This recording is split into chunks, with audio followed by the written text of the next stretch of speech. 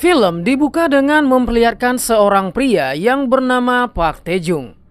Dia adalah seorang pemuda yang rajin dan pekerja keras.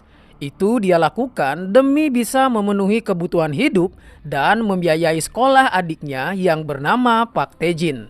Sedangkan untuk ibu mereka telah meninggal dunia. Hari itu seperti biasa, Tae-jung melakukan pekerjaannya sebagai pengantar pesanan. Setiap harinya, Tae-jung bisa bekerja bahkan sampai tidak ada jeda. Selain itu, dia juga merupakan pemuda yang baik hati dan suka menolong. Itu pun membuat dia disukai dan dihargai oleh orang-orang. Malam harinya, dia bertemu dengan rekan kerjanya yang berprofesi sama. Tapi seekor wanita yang tidak tahu sopan santun sengaja mengambil orderan tersebut dan membuangnya. Melihat itu, Tae-jung mengambil orderan tersebut dan mengejar si wanita yang bersama pacarnya. Dan bisa kita lihat, skill bermotor dari Tae-jung tidaklah kaleng-kaleng. Setelah melakukan pengejaran lumayan lama, akhirnya dia berhasil mencegat dua pasangan beban tersebut. Dia langsung meminta uang ganti rugi akibat ulah si wanita. Karena malu dilihat banyak orang, akhirnya si pria mau tidak mau memberikan uang ganti rugi. Setelahnya dia langsung menemui adiknya dan mengajaknya makan. Di sana Tae-jung juga berencana akan membuka toko tanaman seperti mendiang ibunya, karena dia juga menyukai tanaman. Tae-jung sangat menyayangi adiknya, karena hanya dialah keluarga satu-satunya yang dia miliki. Dia bekerja sangat keras agar adiknya bisa sekolah dan mendapatkan pekerjaan.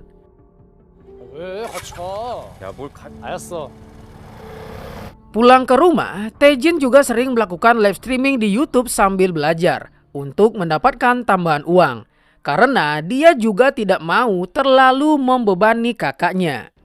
Malam itu, Tae-jung tetap bekerja untuk menata tanaman yang sudah dia beli.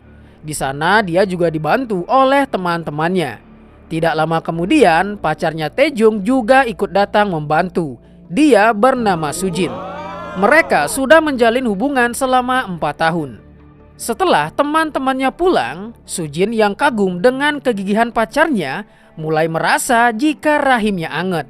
Dan saat akan diantar pulang, dia malah ingin menginap di tempat Tae-jun. Dan endingnya mereka pasti bercocok tanam dengan ceria. Enggak? Keesokan harinya, saking baiknya Tae-jung, dia bahkan tidak membangunkan pacarnya dan langsung menyiapkan sarapan. Tidak lupa dia juga membuang sampah, termasuk pengaman yang dia pakai kemarin agar bibit tidak tumbuh berkembang.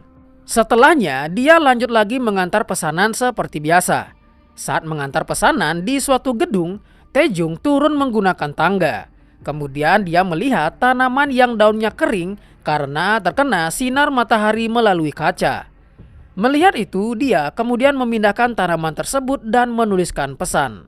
Sore harinya, dia menolong seorang nenek yang meminta bantuan untuk membawakan kopernya. Malam harinya, dia mampir ke minimarket untuk mengganjal perutnya. Ketika dia sedang duduk, tiba-tiba ada ponsel yang berdering di belakangnya. Saat dia mengangkatnya, terdengar suara wanita yang mengaku jika ponsel itu adalah miliknya yang terjatuh. Si wanita meminta Tae-jung untuk mengantar ponsel itu ke alamatnya. Awalnya dia sempat menolak. Tapi karena si wanita akan membayar sebesar 300.000 won, Tae-jung pun akhirnya setuju karena nominal itu sangat berarti untuknya. Singkat waktu, setelah mengikuti petunjuk dari si wanita, Tae-jung merasa sedikit aneh karena dia malah diarahkan ke sebuah terowongan sepi. Si wanita kembali menelpon dan mengatakan jika dia tidak nyaman jika ada seorang pria datang ke rumahnya. Dia meminta Tae-jung menaruh ponsel tersebut di dalam kotak telepon darurat. Tanpa menaruh rasa curiga, Tae-jung menaruh ponsel tersebut dan mengambil uang yang sudah disediakan di dalamnya. Sebelum pergi dari sana, tiba-tiba truk yang tadinya diam menyorot lampu ke arah Tae-jun kemudian pergi dari sana. Keesokan harinya, Taejun akan makan siang bersama foto mendiang ibunya sebagai tanda untuk memperingati hari kematian sang ibu. Tapi Taejin yang seharusnya melakukan ujian malah ikut datang ke sana. Alhasil mereka berdua pun kemudian makan bersama. 게 밥을 못 먹어서 그래. Singkat waktu, hari itu turun hujan dan Taejung sedang merapikan tanaman yang ada di sana. Tapi dari luar ada beberapa orang yang masuk ke tempat tersebut. Saat akan membukakan pintu, ternyata orang-orang itu adalah polisi yang datang ke tempat Taejun untuk menangkapnya atas tuduhan pembunuhan dan pemerkosaan seorang gadis berusia 20 tahun yang jasadnya dimutilasi. Sontak berita itu langsung menggemparkan warga Korea karena telah ditemukan jasad seorang wanita tidak jauh dari terowongan tempat kemarin Taejung menaruh ponsel tersebut. Dan sekarang Taejung menjadi tersangka utama dalam kasus tersebut. Seperti orang pada umumnya, karena dia sama sekali tidak tahu atas apa yang terjadi dan bukan dialah pelakunya. Taejung terus membantah tuduhan tersebut saat diinterogasi. Tapi pihak kepolisian sama sekali tidak percaya karena semua bukti mengarah pada Taejung. Taejung mengatakan bahkan dia sendiri tidak mengenal si korban. Tapi tetap saja polisi tidak bisa percaya begitu saja. Tidak lama kemudian petugas forensik datang untuk melakukan pemeriksaan kepada Taejung. Singkat waktu, karena berita tersebut sudah menyebar luas, teman-temannya langsung menemui Taejung dan menanyakan apa yang sebenarnya terjadi. Taejung yang belum tahu jika berita ini sangat menggemparkan warga Korea, kemudian diberitahu oleh temannya jika keadaan di luar sana sangat kacau dan data pribadi Taejung juga ikut bocor. Orang-orang juga ikut menghujat Taejin dan Sujin. Mendengar hal itu, Taejung hanya bisa terdiam.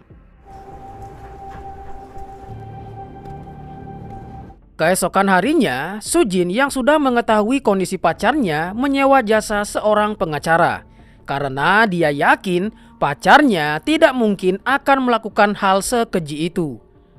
Setelahnya, Sujin juga datang untuk menjenguk Taejung. Dia pun sedih saat melihat kondisi pacarnya. Dia berkata dia akan berusaha untuk membebaskan Taejung. 다른 할 말은 없어?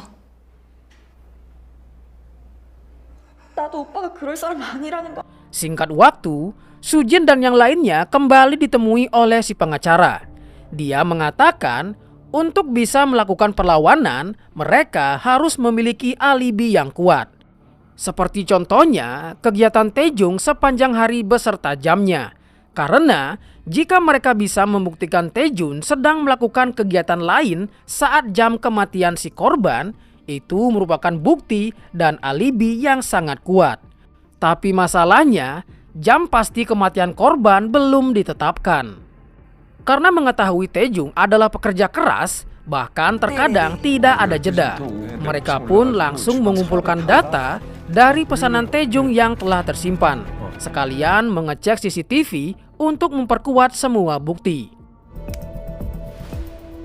Setelah mengumpulkan semua data, si pengacara pun sempat kaget karena mereka bisa mengumpulkan data sedetail itu. Dia kemudian mengatakan dengan semua data itu mereka mungkin bisa memenangkan kasusnya. Semuanya pun menaruh harapan sambil harap-harap cemas. Singkat waktu, hari persidangan pun dimulai. Terlihat Sujin dan yang lainnya juga datang mengikuti jalannya persidangan. Si pengacara langsung menjelaskan bukti yang dikumpulkan Sujin dan yang lainnya. Dia mengatakan Taejung adalah pria pekerja keras yang tidak pernah membuang waktunya. Hal itu membuatnya tidak mungkin memiliki waktu untuk melakukan kejahatan tersebut. Apalagi sampai menghabisi nyawa orang, memperkaosnya, memotongnya, lalu membuang jasadnya. Kemudian giliran jaksa penuntut yang menjelaskan kasusnya. Awalnya dia setuju jika Taejong adalah pria pekerja keras. Tapi dia pun menjelaskan poin-poin yang memberatkan Taejong. Sungguh mengejutkannya, semua bukti itu adalah fakta dan sangat memberatkan Taejong. Poin pertama, ternyata tanpa sadar Taejong pernah mengantar pesanan ke rumah korban. Dan dia lumayan lama keluar dari tempat itu karena seperti yang kita tahu, Taejong memindahkan sebuah tanaman dan menuliskan pesan. Itu membutuhkan waktu sekitar 7 menit. 때문인 것 같은데요. Poin kedua, sungguh mengejutkannya lagi, ternyata saat dia membantu seorang nenek membawakan kopernya, ternyata itu adalah koper yang berisi jasad si korban. Dan itu adalah satu-satunya rekaman CCTV yang memperlihatkan Taejong membawa koper tersebut. Kemudian dia bertanya kepada Taejong kenapa dia membawa ponsel si korban. Dan tebak ponsel mana yang dimaksud. Tidak lain dan tidak bukan, ternyata ponsel yang ingin dikembalikan Taejong adalah ponsel milik korban. Karena tempat ditemukan jasad tersebut tidak jauh dari terowongan tempat Taejong menaruh ponsel itu. Itu membuat rute GPS-nya menunjukkan jika Taejong seharian membawa ponsel si korban dan sempat menemuinya. Padahal kita tahu Taejong sama sekali tidak pernah menemui si korban. Si jaksa penuntut kemudian menunjukkan tempat korban dihabisi, yaitu di sebuah kamar mandi. Dan di sana ditemukan sebuah gelang, dan gelang itu merupakan gelang kapel yang diberikan oleh Sujin. Dan yang paling mengejutkannya, cairan dari benih Taejong entah kenapa bisa berada dalam tubuh si korban. Dan itu semua membuat Taejong tidak bisa berkata-kata lagi melihat semua bukti yang padahal sama sekali tidak pernah dia lakukan. Dan sebagai penutup, jaksa penuntut menunjukkan jika tanaman yang dikatakan oleh Taejong sama sekali tidak pernah ada. Sudah pasti ada seseorang yang memiliki kuasa yang sengaja menjebak Taejong.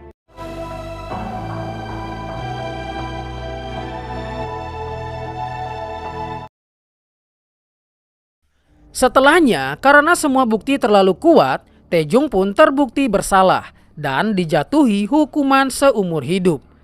Belum selesai penderitaan yang dia alami, Sujin mengatakan jika dia tidak bisa menunggunya dan memutuskan untuk menyudahi hubungan mereka. Setelah Sujin melihat jika di TKP terdapat gelang kapel yang dia berikan pada Taejong. Dan saat ditanya, Taejong juga tidak mengingat kapan gelangnya terlepas dari tangannya. 하지 말라고. 나 아니야. 나.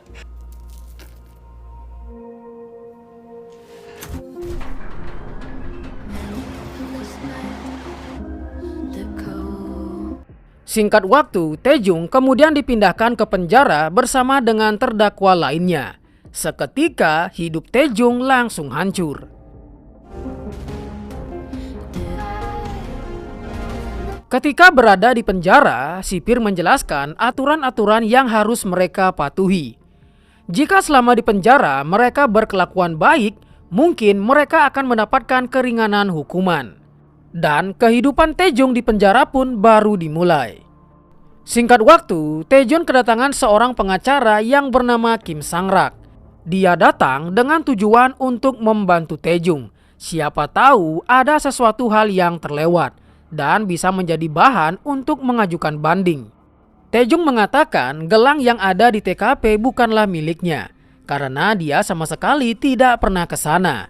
Kemungkinan gelang miliknya terjatuh di kamar kos Taejin saat dia tidur siang sebentar sebelum lanjut mengantar pesanan. Setelah mengatakan itu, si pengacara meminta alamat kos Taejin dan mengatakan mungkin hal itu bisa menjadi sudut pandang yang baru. Dia juga berpesan agar Taejong tidak memberitahukan hal ini pada siapapun. Ketika dia mengikuti sipir penjara, dia malah diajak ke tempat lain oleh napi yang ada di sana. Dan si sipir tampak tidak peduli. Dia dibawa ke tempat seorang napi yang merupakan ketua di sana dan memiliki banyak anak buah karena dia kaya. Si napi yang bernama Yodoksu bertanya berapa lama hukuman yang dijatuhi pada Taejong. Dan dia sangat tidak suka dengan napi yang kasusnya berhubungan dengan pemerkosaan.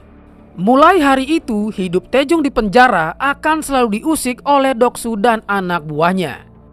Setelah dari sana, Taejung diantar masuk ke kamar selnya. Di sana, dia juga mendapatkan perlakuan tidak enak oleh rekan sekamarnya karena kasus yang menimpa Taejung. Dia kemudian teringat dengan pengacara tadi dan menaruh harapan yang sangat besar kepadanya. Keesokan harinya, Taejung yang sedang makan melihat Doksu dan anak buahnya menagih hutang pada seorang napi. Kemudian dia didatangi oleh napi lain yang memberitahunya jika Doksu merupakan ketua di sana. Dia mendapatkan hukuman seumur hidup, tapi hanya menjadi 12 tahun karena dia sangat kaya.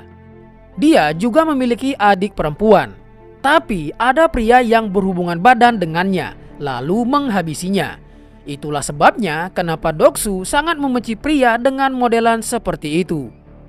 Si napi tampak baik kepada Taejung, tapi kebaikan itu hanyalah omong kosong belaka. Karena saat Taejung ikut dengan mereka, Taejung malah dibawa ke kamar mandi dan harus mendapatkan jejalan rudal dari si napi dan anggotanya. Belum selesai dengan penderitaannya, keesokan harinya dia ditemui lagi oleh si pengacara. Dia mengatakan saat dia ke tempat adiknya, dia mendapati jika Taejin telah mendiskon nyawanya sendiri karena tidak kuat menanggung semua beban dan hujatan dari masyarakat. Sebelum pergi dari sana, si pengacara memberikan dokumen mengenai kasus yang menimpa Taejung. Betapa hancurnya hati Taejung mengetahui satu-satunya keluarga yang dia miliki telah tewas. Ketika dia berada di lapangan, dia berjalan dengan tatapan kosong dan tangisnya langsung pecah saat mengingat kenangannya bersama Taejin. Dia tidak pernah menyangka hidupnya akan hancur dalam hitungan hari. Tidak jauh dari sana, seorang napi melihat Taejung yang sedang menangis. Karena sudah putus asa dengan kehidupannya, Taejung memutuskan untuk mendiskon nyawanya sendiri. Tapi dalam alam bawah sadarnya, dia melihat sang adik. Dan si adik marah kepadanya karena Taejung malah ingin mendiskon nyawanya sendiri. Hal itu pun membuat Taejung berhasil diselamatkan, meskipun dikatakan jika dia sudah 3 kali mengulangi aksinya. Sedangkan di luar, temannya kembali mengunjungi Taejun, tapi mereka ditolak karena Taejun menolak semua kunjungan. Beralih ke Taejung yang sedang berada di gereja penjara. Ternyata napi yang kemarin melihat Taejung menangis adalah pelayan altar di sana. Dia bernama Noh Young-sik. Pak Noh yang merasakan penderitaan dari Taejung mencoba untuk memberikannya semangat agar tidak terus terpuruk dengan keadaannya. Karena Pak Noh dulunya juga pernah melakukan aksi mendiskon nyawanya saat pertama kali masuk penjara. Pak Noh berkata, Taejun harus beradaptasi dengan lingkungannya. Meskipun semuanya terasa menyakitkan dan tidak adil, tapi Taejung harus bertahan dan terus hidup. Anggap saja dirimu yang lama telah mati, dan Taejung yang baru harus tetap hidup karena itu adalah bonus dari Tuhan. Lakukan hal yang tidak pernah kau lakukan dulu. Belajar semua hal yang bisa kau pelajari di penjara. Dan berolahragalah sebanyak yang kau bisa. Dengan semua kesibukan itu, Taejung akan lebih bisa melewati masa-masa mengerikan selama di penjara. Taejung benar-benar melakukan semua yang Pak Noh sarankan. Dan seperti bibit yang dia tanam yang sekarang sudah mulai tumbuh, Taejung yang baru pun juga kembali lahir. Skillnya mulai meningkat, begitu juga dengan kekuatan fisiknya. Dia pun mulai terbiasa dengan semua pukulan yang dia terima selama ini dari Doksu dan anak buahnya. Pak Noh juga memberikan Alkitab kepada Taejun agar dia percaya jika Tuhan pasti menolongnya. 곧 용기를 줄 겁니다.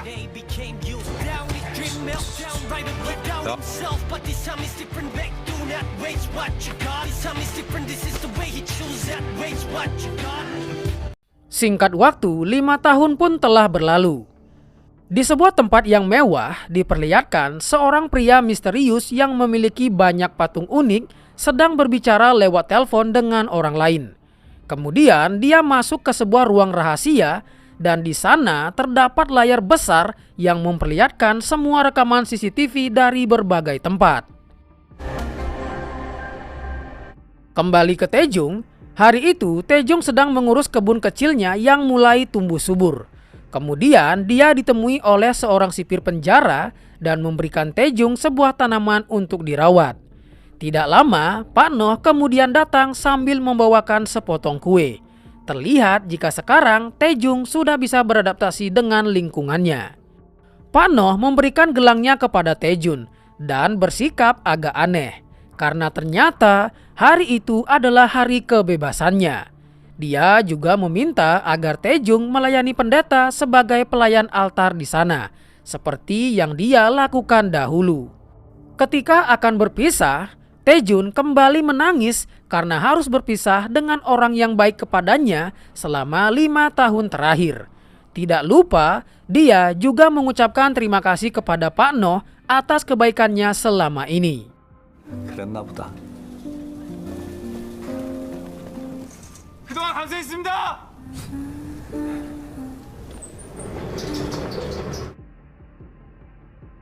Keesokan harinya, Taejun yang sedang menjalankan tugas sebagai pelayan altar ditemui oleh seorang napi baru.